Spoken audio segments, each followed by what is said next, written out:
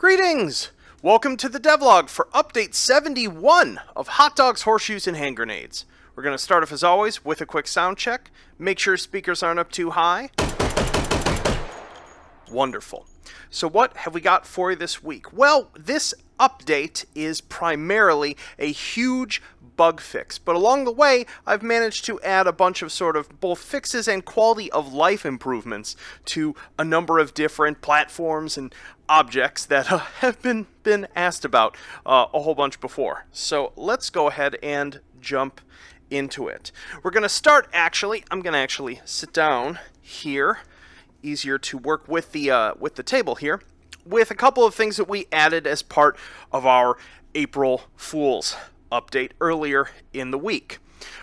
First off, our H3VR here actually now has a functional Bipod on it. I know a number of folk have been asking for basically to make it more practical to do super long-range sniping, just given the ballistics and range on the 50 BMG. And let's see here. Going to also pop on our resized, thanks Stefan, SRS-2, which is now correct. Let's put that through here. So that sight's working nice now. Aha! We still have clown mode on. That is fantastic.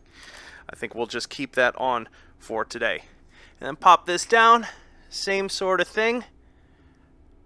Wonderful. Boom! Sucker has such a smooth bolt to operate too. Bam. So, and you'll also notice that the muzzle smoke coming off of this like really beefy muzzle brake now looks appropriate.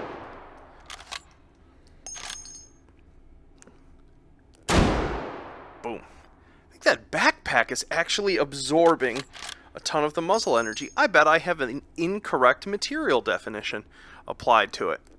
There we go. So there we have it. See, heck, next up on a goofier note, our whiz banger here. I decided to modify its appearance a little bit and give it some features that anything this. I mean, when you already have something this tactical, you can't. There's no half measures are not allowed. So we're just we're just gonna make sure we can put our foregrip on that. It now has a stock mount. Excellent. Let's go ahead and spawn lock that, and it also has, a suppressor mount as well. So let's get that lined up. Grab our hammer. Oh, missed! Terrible, terrible. Still tactical, but still not the easiest thing to line up and use. Really? Third time's a charm. Third time's the charm. Let's do this. Let's get one a little close. There we go. We can't miss at this range, surely. Woot! Awesome. And also of note, because this was asked about. Let's see. Let's actually go ahead. Let's use our Gepard for this. You can now actually shoot the back of it to fire this as well. Let's line that up. Come on. There we go.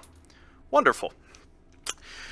So that goofiness works. Seeing as we've got the Gepard in our hands, let's talk about this. You can now actually grab the magazine out of the bottom of it, and it has a Russian-style mount on the side, making it significantly more useful. This might be one of my favorite 9mm SMGs in the game. Such a beautiful prototype.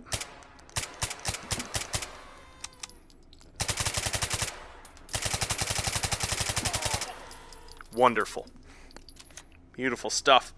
Moving on down the line here, I'm so sorry it took me so long to fix this. The MGL now actually fires the correct cylinder. So if we lock this open, we can now reliably put the grenade in this slot relative to the base, and then when we go to fire it, boom, the correct slot fires. So just to prove that's the case, fire, skip, fire. Fire, skip, fire.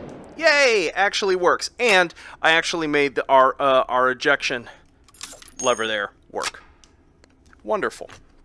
And then last in the fixes that are probably relevant to many of you, I took the suggestion from a couple users in the community to take the carry handle that we have for our classic M4 and make it compatible with our M16 specific classic optics. So if you want that carry handle look on your compact M4, you can use this classic. I think this is, what is this, like 2X? Oh, I must have been hitting the sign there. Let's spawn a few more.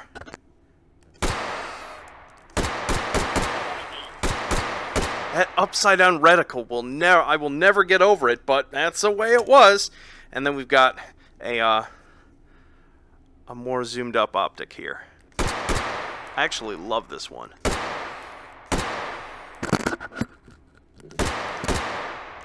Wonderful. So there you have it. I hope you enjoy all of these changes. Well, let's go ahead and jump out of VR now and talk about all the other bug fixes that are coming with this update that don't necessarily fit on this table. Yo! So, let's get to the rest of the list. Turns out that actually, finally, after like 3 years of working on this, putting together a more organized structure for bug tracking for myself than just have like 5 Google Docs and like 40 Chrome tabs open at once has helped significantly. I'm actually using a Trello for myself, finally. Anyway, so things that are as much under the category of bug fixes and changes, I have fixed/altered the way that player visibility is calculated. Basically, the way this was originally calculated was tuned primarily for Rotwieners, and this was before I made agent perception more nuanced in terms of like the amount of time that it took them to acquire a new target and such. And because it was highly based on occlusion and standing still, it made it so that if you're in an indoor environment and as such are near one or more walls and are still, the agents just can't see you even though they clearly should. So I have adjusted this, but this might have a whole bunch of ramifications for the level of visibility that you expect to have across every mode with SOSIGs. So I'd really appreciate some feedback on it. So yeah, so let's see, we covered all of the gun stuff there. In the Kappa Coliseum, the newer SOSIG guns actually show up in those modes, and in the Battle Petite mode, as part of the equipment that like spawns on the ground, the SOSIG grenades do as well. Cool. I fixed a whole bunch of vault-related issues. Incorrect images, striker-fired pistols not reassembling correctly. Oh, there were a bunch of some stuff involving tube-fed shotguns that was only when you were in the meats scene. I can't believe that was such a strange error. Fix the virtual stock point on the classic M4A1. The backpack quick slots can now actually be accessed and used while it's harnessed to your back and in front of you, as it should be. I also changed a quick belt behavior that I had never run into this issue before, that some folks had, which is where you have harnessed something to your chest, like so, and say you're holding it up here away from that quick slot, and you go to reach for a mag next to it, but because you hit that quick slot instead and grab, it jumps the firearm to the other hand. That should no longer happen. So just a bit of a UX thing there.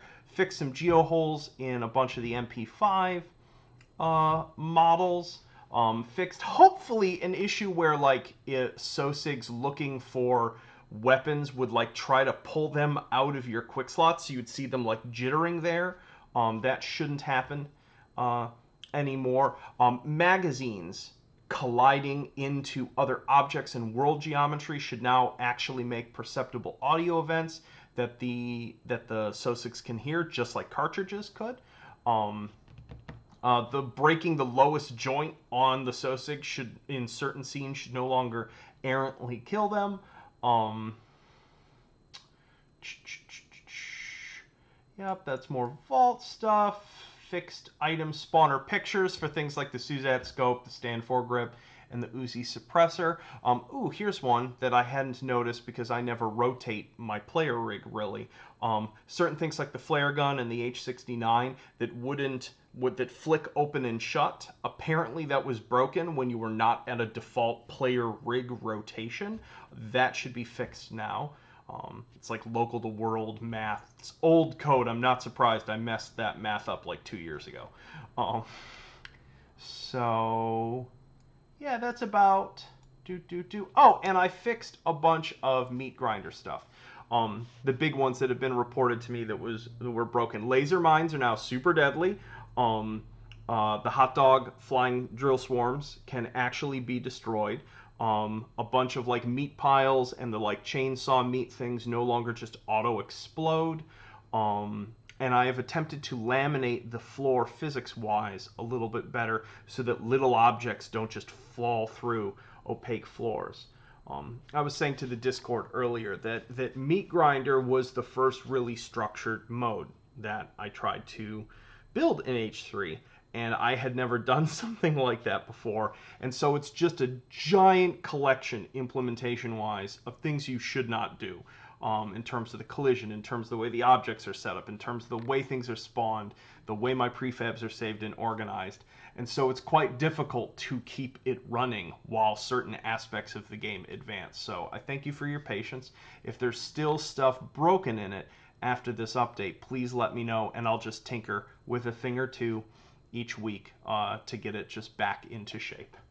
So yeah, is that just about does it? I'm not positive, just so you know, that I'm going to do a release this coming week. I would really like to spend as much time possible this month just focusing on Take and Hold instead of burning a bunch of energy basically on all Thursday and all Friday at the bare minimum to push out a release. I'd rather use those 2 work days just to go into Take and Hold. So while I'll still do a devlog, it's probably not going to come with an update at least one of the weeks this month, probably twice. Yeah, just so that I'm recoding the core of it from scratch. And there is a lot of work to do, but it's going to be worth it. Anywho, I hope you enjoy the fixes and such, and I will see you all next week. Peace.